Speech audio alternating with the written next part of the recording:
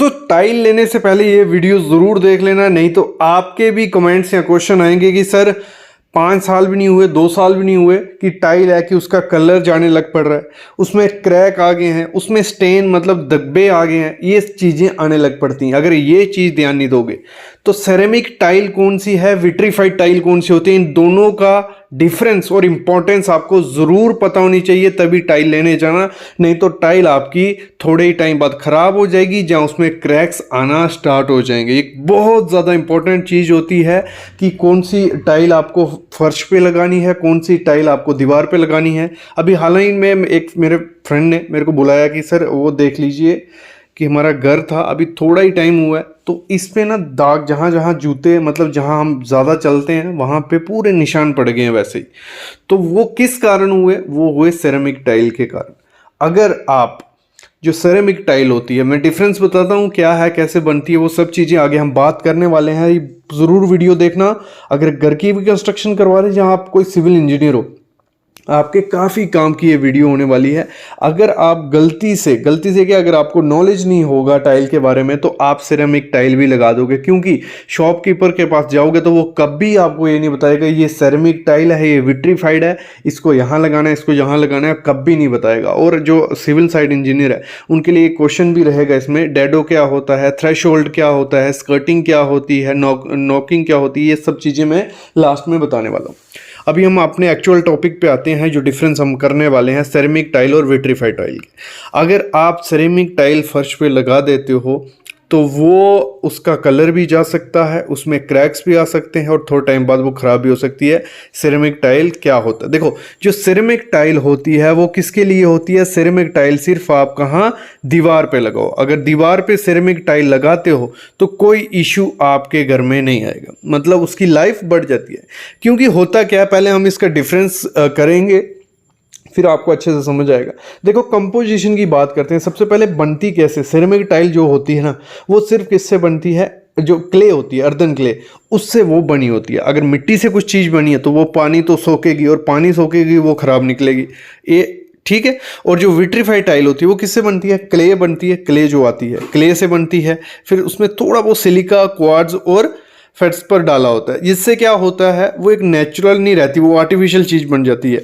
और उसकी लुक भी ग्लॉसी आती है थोड़ी बहुत, वो मतलब शाइनिंग कर रही होती है। और जो सेरेमिक टाइल होती है वो थोड़ी उसकी लुक ख़राब, मतलब अगर हम बात करें नॉर्मल लुक लगेगी। आपने वुडन टाइल्स देखी होंगी, मोस्टली आजकल बरमोरा जो कंपनी है वुडन टाइल्स उसकी काफ़ी फेमस है। वो टाइल्स जो है सेरेमिक टाइल हैं और वो आपको सस्ती भी मिलेंगी। और जो इसका टेक्सचर हम बात करें, जो सेरेमिक टाइल होती है वो रफ होती हैं, वो मतलब उसमें ज़्यादा जल्दी आपको स्लिप नहीं लगेगी। आप देखने के में पता चल जाएगा सेरेमिक टाइल है, जो उसको आप चलोगे या उसको हाथ लगाओ ना आपको रफ रफ लगेगी, वो होती है हमारी कौन सी, सेरेमिक टाइल। ऐसे तो जो बॉक्स रहता है इसका, बॉक्स पे मेंशन होता है, लिखा होता है कि कौन सी सेरेमिक है कौन सी ये नहीं, और कई कंपनी ऐसा मेंशन नहीं करते हैं। और अगर मैं बात करूँ काफ़ी बड़ी बड़ी फेमस कंपनीज उन्होंने सेरेमिक से ही स्टार्ट किया था, अभी तो विट्रीफाइड आ गई हैं। अगर हम बात करें, और जो विट्रीफाइड टाइल होती है वो उसकी जो लुक होती है वो ग्लॉसी लुक होती है, स्मूथ होती है, उसमें स्लिप के चांसेस काफ़ी ज़्यादा होते हैं। आप दूर से ही देख के बता दोगे कि ये कोई आर्टिफिशियल टाइल है या विट्रीफाइड टाइल है। फिर हम बात करें जो ग्लेजिंग होती है उसकी, वो मतलब हमेशा ग्लेज रहती है, कौन सी, सेरेमिक। और वो जो विट्रीफाइड है तो ग्लेज नहीं होती। ड्यूरेबिलिटी की बात करें तो लेस ड्यूरेबल, मतलब ये जो सेरेमिक टाइल होती है इसकी लाइफ में लेके चलूँ, अगर ये फर्श पे लगी है तो इसकी लाइफ इतनी ज़्यादा नहीं होती, क्योंकि इसकी इतनी ज़्यादा स्ट्रेंथ नहीं होती है। और जो वो दूसरी होती है, हम बात करते हैं विट्रीफाइड की, वो ज़्यादा ड्यूरेबल होती है, उसकी स्ट्रेंथ भी काफ़ी ज़्यादा अच्छी है और लाइफ काफ़ी ज़्यादा अच्छी देखने को मिलती है। 15 से 20 साल जो विट्रीफाइड टाइल है वो अच्छे से निकाल देंगे। स्ट्रेंथ की तो सामने दिख रहा है, जो मिट्टी से, सिर्फ मिट्टी से चीज़ बनी है, अर्दन क्ले से जो चीज़ बनी है वो थोड़ी कम स्ट्रॉन्ग होती है, इसीलिए हम उसको डैडो में यूज़ करते हैं, मतलब वॉल पे यूज़ करते हैं। Wall tile as a wall tile ceramic लेते हैं, और विट्रीफाइड को हम क्या करते हैं, कहाँ पे, नीचे पे लगाते हैं। क्योंकि अगर स्ट्रेंथ, अगर जो टेक्निकल वर्ड की वजह से बताऊं मैं, जो सेरेमिक टाइल होती है वो लो फ्रैक्चरल होती है और ब्रेकिंग स्ट्रेंथ लो होती है उसकी, लेकिन जो विट्रीफाइड होती है उसकी एक अच्छी फ्लेक्सिबिलिटी है और ब्रेकिंग स्ट्रेंथ भी होती है। वाटर ऑब्जॉर्प्शन का बहुत इंपॉर्टेंट पॉइंट है, ये चीज़ आपको ध्यान देनी पड़ती है। वाटर ऑब्जॉर्प्शन की मैं बात करूं, देखो जो सेरेमिक टाइल होती है उसमें पोरोस होती है थोड़ी वो, और वो वाटर क्या करती है, जल्दी अब्जॉर्ब करना लग पड़ती है। जब पानी जल्दी अब्जॉर्ब करने लग पड़ेगी तो उसमें क्या होता है, क्रैक्स भी आ जाते हैं और स्टेन भी आपको देखने को मिलेंगे, मतलब उसमें धब्बे धब्बे आ जाते हैं। तो इसीलिए कहते हैं कि कभी भी सेरेमिक टाइल होती है जो, वो पानी वाली जगह पे मत लगाओ। अगर आपका बाथरूम भी, पूरे बाथरूम में सेरेमिक टाइल लगा रहे हो, लेकिन नीचे वाली जो टाइल रहेगी वो आप विट्रीफाइड लगा दो, और जहाँ पे पानी लगता है वहाँ पे कोशिश करनी है कि सेरेमिक टाइल आपको कभी नहीं लगानी है। अगर हम बात करें स्क्रैचेस की, अगर जो सेरेमिक टाइल रहती है उसमें स्क्रैचेस काफ़ी ज़्यादा आ जाते हैं। अगर थोड़ी चीज़ भी स्क्रैच आया तो सीधा वो क्या करेगा, नीचे रेड कलर का आपको दिखने मिलेगा, मतलब जो पैटर्न होगा तो उसमें स्क्रैच जल्दी दिखने लग पड़ती है, किसमें, सेरेमिक टाइल में। और अगर नीचे फर्श पे वो लगी होगी तो वहाँ तो क्रैक दिखेंगे, जब कोई चलेगा या कुछ गिरेगा तो थोड़े टाइम बाद उसमें क्रैक दिखने लग पड़ते हैं। लेकिन जो विट्रीफाइड टाइल होती है उसमें क्या होता है, एक रेजिस्टेंस होता है क्रैक के लिए। अगर क्रैक थोड़े बहुत आएंगे, इतने दिखेंगे नहीं, अगर ज़्यादा क्रैक भी आते हैं तो वो इस हिसाब से दिखेंगे कि कोई टाइल में पैटर्न है या कुछ, मतलब क्रैक्स उसमें काफ़ी ज़्यादा कम देखने को मिलते हैं।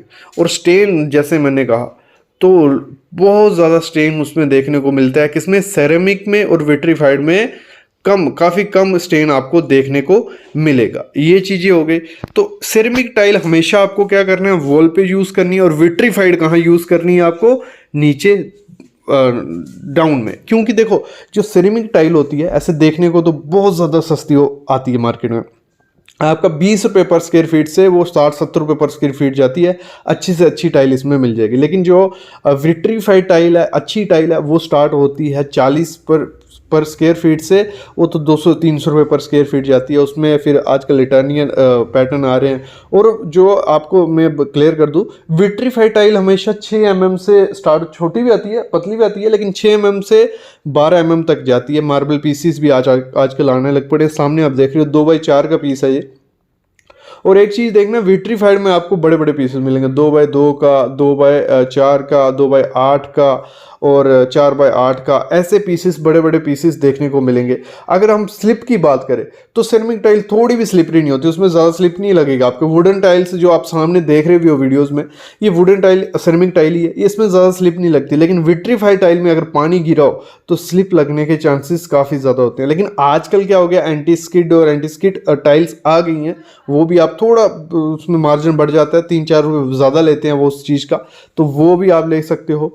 और देखो जो यूवी रेट की होती है, मतलब अगर बाहर में आपको, बाहर सेरेमिक टाइल लगाई आपने बाहर, ठीक है, अपने स्टेयर्स में लगाई आपने, कहीं भी बाहर में सेरेमिक टाइल लगाई, थोड़े टाइम बाद क्या होगा, जब उस पर लाइट पड़ेगी, उस पर यूवी रेस पड़ेंगी, तो उसका कलर क्या होता है, फेड होने लग पड़ता है। आपको सामने दिखने लग पड़ेगा कलर उसका फेड हो रहा है। लेकिन अगर विट्रीफाइड लगाएंगे उसके कलर पे कोई इफेक्ट नहीं पड़ता, वो वैसे का वैसा शाइन करते रहेगा। जैसे मैंने क्लियर ही आपको पहले कर दिया। खर्चे की बात करूं तो सेरेमिक टाइल काफ़ी ज़्यादा खर्चा कम पड़ती है। खर्चा इसलिए मैं बोल रहा था, खर्चा कैसे कम कर सकते हो, देखो सेरेमिक की टाइल लेनी है, सस्ती होती है, वो आप दीवारों के लिए ले लो, आप बाथरूम के लिए, किचन के लिए, जहाँ पे भी डेडो टाइल्स आ रही हैं वहाँ पे आप ये ले लो। क्यों, देखो अगर हम विट्रीफाइड लगाएंगे, इतनी ज़रूरत नहीं है वहाँ स्ट्रेंथ की या स्ट्रेन की कुछ भी, तो आप वहाँ पे सेरेमिक लगा सकते हो, नीचे विट्रीफाइड। तो इसमें खर्चा 10 से 20 हज़ार रुपये आपका बच जाएगा, क्योंकि इसका कॉस्ट काफ़ी ज़्यादा कम होती है, सेरेमिक की और विट्रीफाइड की काफ़ी ज़्यादा होती है। मेंटेनेंस की बात करें तो सेरेमिक की काफ़ी मेंटेनेंस आपको करनी पड़ेगी, काफ़ी ध्यान रखना पड़ेगा, लेकिन विट्रीफाइड ईजिली मेंटेन हो जाती है, एक कपड़ा मारा, पोछा मारा, वो फिर से शाइन करने लग पड़ेगी। देखो अगर हम इसको लगाने की बात करें तो सेरेमिक को कौन चाहिए, एक स्किल्ड लेबर चाहिए, क्योंकि उसके छोटे छोटे पीसीस आते हैं। बड़े बड़े पीसीस 2x2 का पीस कम ही देखने को मिलेगा, छोटे छोटे आएंगे 1x2 का या 1x1 का, तो छोटे छोटे पीस आते हैं सेरेमिक टाइल के, और उसको पूरा फिक्स करना पड़ता है। अगर प्रॉपर से फिक्स नहीं किया तो वो ऊपर नीचे दिखेंगे, क्योंकि थोड़ा जो बेंड आपको देखने को ज़्यादा विट्रीफाइड में मिलेगा, लेकिन इसमें ग्रूव ज़्यादा बनते हैं, मतलब लाइनें ज़्यादा होंगी, तो उसको अच्छे से लगाना पड़ेगा आपको, किसको, सेरेमिक को, और वो टूटने में भी काफ़ी ज़्यादा होती है, तो ये करना करना पड़ता है। विट्रीफाइड को उसमें कोई स्किल लेवल नहीं चाहिए, आराम से वो कर सकते हैं क्योंकि बड़े पीसीस आते हैं और अगर ग्रुप रख के चलते हो तो वो अच्छे से लग जाएगी। साइज यहाँ पर हम बात करते हैं, सिरेमिक टाइल के छोटे छोटे पीसीस आते हैं और विट्रीफाइड के बड़े बड़े आपको देखने को मिलेंगे 2x2, जैसे मैंने क्लियर किया आपको।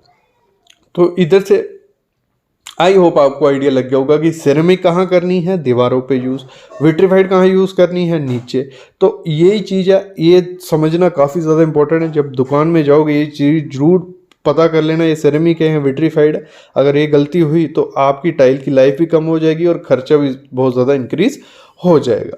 क्लियर यहाँ तक? देखो इसमें एक चीज़ और भी है जो इंजीनियर को पता होना चाहिए, और ऐसे भी डैडो टाइल्स कौन सी होती हैं। डैडो टाइल्स ये 4 चीज़ें हैं, डैडो, थ्रेशोल्ड, स्कर्टिंग और हम नोजिंग बात करते हैं। तो जो डैडो होती है, जो भी वॉल पे टाइल लगती है उसको हम डैडो बोलते हैं। मतलब लगा लो स्कर्टिंग के ऊपर की टाइल 1 मीटर तक या 2 मीटर तक, उससे जब जो बाथरूम में रहती है, किचन में रहती है, उसको हम डैडो टाइल बोलते हैं, जो भी वॉल पे लगती है, नाम है। फिर हम थ्रेशोल्ड गिल्स को बोलते हैं। थ्रेशोल्ड होता है जो दरवाज़ा होता है आपका, किसी भी रूम में, आपका लॉबी आ गई, उधर फिर दरवाज़ा आ गया दूसरे रूम का, जो जो दरवाजे की एरिया होता है, दरवाजे के बीच का, मतलब जहाँ तक चौखट होती है, अगर आपकी लगा लो 6 इंच की या 7 इंच की चौखट है तो वो एरिया होगा, उसे हम थ्रेशोल्ड बोलते हैं। वहाँ पे क्या किया जाता था पहले वहाँ पे दूसरे पैटर्न की टाइल लगाई जाती कि दोनों डिफरेंस रहे, रूम की टाइल अलग दिखे, लॉबी की अलग दिखे, इसलिए बीच में थ्रेशोल्ड बनाया जाता था। फिर हम बात करते हैं स्कर्टिंग की। स्कर्टिंग आपको आइडिया है, जहाँ आपकी दीवार स्टार्ट होती है, फ्लोरिंग है, वहाँ से दीवार स्टार्ट हो गई, उधर से जो 6 इंच की, 4 इंच की, 8 इंच की लगाई जाती है कि पट्टी जैसी, उसे हम स्कर्टिंग बोलते हैं।